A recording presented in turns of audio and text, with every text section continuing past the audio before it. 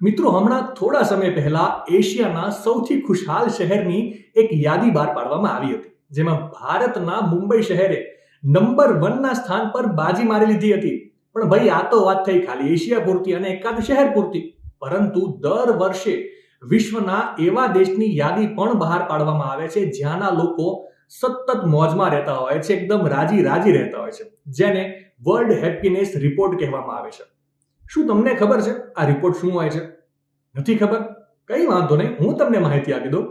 હવે વાત કંઈક એવી છે કે સંયુક્ત રાષ્ટ્ર વિકાસ તરફથી દર વર્ષે એક વાર્ષિક પ્રકાશન જાહેર કરવામાં આવે છે, જેમાં દરેક દેશના લોકોના જીવન સ્તરનો ઊંડો સર્વે કરીને ત્યાંના લોકો કેટલા રાજી છે તેના આધાર પર દરેક દેશને રેન્ક આપવામાં આવે છે, જેને વર્લ્ડ હેપીનેસ રિપોર્ટ કહેવામાં આવે છે.